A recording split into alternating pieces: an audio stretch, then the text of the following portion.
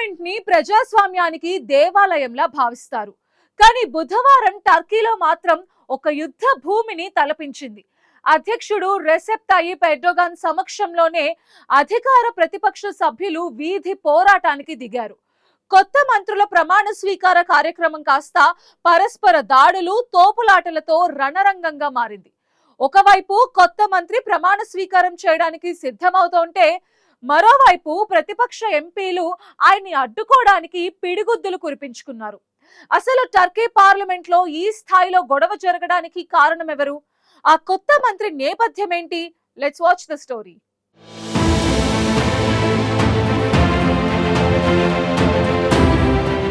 Turkey parliament బుధవారం యుద్ధభూమిని తలపించింది. సాధారణంగా మంత్రుల ప్రమాణ స్వీకార కార్యక్రమం అంటే ఒక రాజ్యాంగపరమైన ప్రక్రియ, రాజకీయ మర్యాదలు, సభా గౌరవం ప్రతిబింబించే వేదికగా భావిస్తారు. కానీ టర్కీ మాత్రం పూర్తిగా భిన్నంగా మారింది. అధ్యక్షుడు రెసెప్ తయ్యిప్ ఎర్డోగాన్ సమక్షంలో కొత్త మంత్రులు ప్రమాణ స్వీకారం చేయాల్సిన సందర్భంలో అధికార ఏకే పార్టీ, ప్రతిపక్ష రిపబ్లికన్ పీపుల్స్ పార్టీ సభ్యుల మధ్య తీవ్రమైన వాగ్వాదం చెలరేగింది. ఆ వాగ్వాదం క్రమంగా తోపులాటలకు, పరస్పర దాడులకు దారితీసింది. ఎంపీలు ఒకరినొకరు నెట్టుకోవడం, పిడిగుద్దులు కురిపించుకోవడం వంటి దృశ్యాలు ప్రపంచవ్యాప్తంగా చర్చకు దారితీశాయి. పరిస్థితి అదుపులో లేకపోవడంతో స్పీకర్ సభను 15 నిమిషాల పాటు వాయిదా వేయాల్సి వచ్చింది. ఈ గందరగోళానికి నూతన న్యాయశాఖ మంత్రి అకిన్ గుర్లెక్ నియామకం కేంద్ర బిందువుగా నిలిచింది. కేబినెట్ పునర్వ్యవస్థీకరణలో భాగంగా ఆయనను న్యాయశాఖ మంత్రిగా నియమించారు. అయితే గుర్లెక్ గతంలో ఇస్తాంబుల్ చీఫ్ పబ్లిక్ ప్రాసిక్యూటర్గా పనిచేసిన సమయంలో తీసుకున్న నిర్ణయాలు, ముఖ్యంగా ప్రతిపక్ష నేతలపై నమోదు చేసిన కేసులు వివాదాస్పదమయ్యాయి. అదే కారణంతో ప్రతిపక్ష సభ్యులు ఆయన ప్రమాణ స్వీకారాన్ని అడ్డుకునేందుకు ప్రయత్నించారు. పోడియం వద్దకు రాకుండా నిరోధించడంతో ఉద్రిక్తత ఒక్కసారిగా పెరిగింది. అధికార పార్టీ సభ్యులు గుర్లెక్కు రక్షణగా నిలవడంతో ఇరు వర్గాల మధ్య తోపులాట జరిగింది.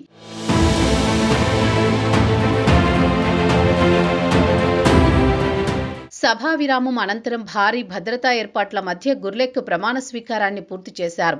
కానీ అప్పటికే టర్కీ రాజకీయాల్లో మరోసారి విభేదాలు స్పష్టంగా కనిపించాయి. ప్రతిపక్షం గుర్లెక్ నియామకాన్ని న్యాయ వ్యవస్థ స్వతంత్రతకు ముప్పుగా చిత్రీకరిస్తోంది. ముఖ్యంగా ఇస్తాంబుల్ మేయర్ ఎక్రెమ్ ఇమామోగ్లుపై తీసుకున్న చర్యలను వారు ప్రస్తావిస్తున్నారు. ఇమామోగ్లు అధ్యక్షుడు ఎర్డోగాన్కు రాజకీయ ప్రత్యర్థిగా ఎదుగుతున్న నేతగా గుర్తింపు పొందారు. గత ఏడాది అవినీతి ఆరోపణలపై ఆయనను అరెస్ట్ చేయగా గుర్లెక్ ఆయనపై ఏకంగా 142 నేరాలకు సంబంధించిన అభియోగ పత్రం దాఖలు చేశారు. గరిష్టంగా 2000 సంవత్సరాల జైలు శిక్ష విధించాలని ప్రాసిక్యూటర్లు కోరడం అంతర్జాతీయ స్థాయిలో చర్చకు దారితీసింది. ఈ పరిణామాలను ప్రతిపక్షం రాజకీయ ప్రతీకారంగా అభివర్ణిస్తోంది.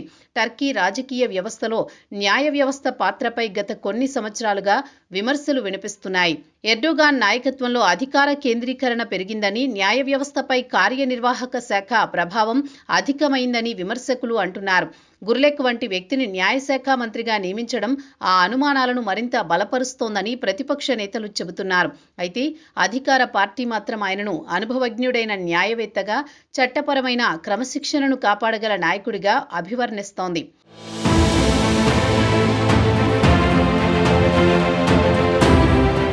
కేబినెట్ పునర్వ్యవస్థీకరణలో న్యాయశాఖతో పాటు అంతర్గత వ్యవహారాల శాఖలోనూ కీలక మార్పులు చోటు చేసుకున్నాయి. ఎర్జురం ప్రావిన్స్ గవర్నర్ ముస్తాఫా చిప్చీని కొత్త అంతర్గత వ్యవహారాల మంత్రిగా నియమించారు. ఇది కూడా రాజకీయంగా ప్రాధాన్యత కలిగిన నిర్ణయంగా భావిస్తున్నారు. ఇటీవల ప్రతిపక్ష పార్టీలు పాలిస్తున్న మున్సిపాలిటీలపై అవినీతి నిరోధక దాడులు పెరిగాయి. వందలాది మంది మున్సిపల్ అధికారులను అరెస్ట్ చేసిన ఘటనలు చోటు చేసుకున్నాయి. ఈ నేపథ్యంలో అంతర్గత వ్యవహారాలు శాఖలో మార్పు జరగడం మరింత రాజకీయ ప్రాధాన్యత సంతరించుకుంది. టర్కీలో ప్రస్తుతం రాజకీయాలు అత్యంత ఉద్రిక్తంగా మారాయి.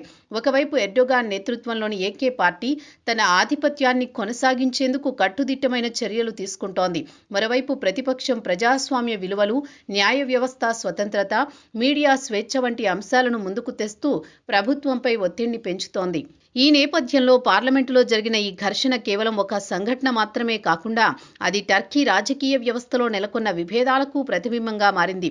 టర్కీ నాటో సభ్యదేశం కావడం, యూరప్ ఆసియా మధ్య కీలక భౌగోళిక స్థానం కలిగి ఉండడం వల్ల అక్కడి రాజకీయ స్థిరత్వం, ప్రాంతీయ భద్రతకు కూడా సంబంధించింది కావడంతో అంతర్జాతీయ సమాజం కూడా ఈ పరిణామాలను గమనిస్తోంది. న్యాయ వ్యవస్థ స్వతంత్రత, ప్రజాస్వామ్య ప్రమాణాల విషయంలో యూరోపియన్ యూనియన్ ఇప్పటికే పలు సందర్భాల్లో ఆందోళన వ్యక్తం చేసింది. ఇప్పుడు గుర్లెక్ నియామకం, ప్రతిపక్ష నేతలపై కేసులు, మున్సిపాలిటీలపై దాడులు ఇవన్నీ మరోసారి అంతర్జాతీయ విమర్శలకు దారితీసే అవకాశం ఉంది.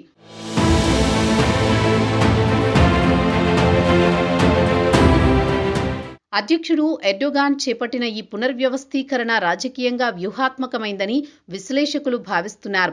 రాబోయే ఎన్నికలు, అంతర్గత సవాళ్లు, ఆర్థిక ఒత్తిళ్లు ఇవన్నీ దృష్టిలో ఉంచుకుని ప్రభుత్వం తన నియంత్రణను మరింత బలపరచాలని చూస్తోందని చెబుతున్నారు.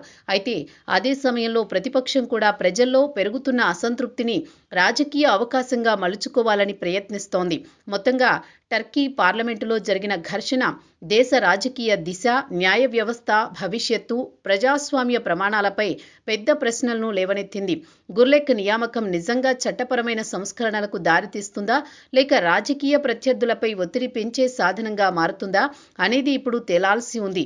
అంతర్గత వ్యవహారాల శాఖలో మార్పులు అవినీతి నిరోధక చర్యలను బలోపేతం చేస్తాయా, లేక ప్రతిపక్షంపై మరింత కఠిన వైఖరికి సంకేతమా అని విశ్లేషకులు ప్రశ్నిస్తున్నారు.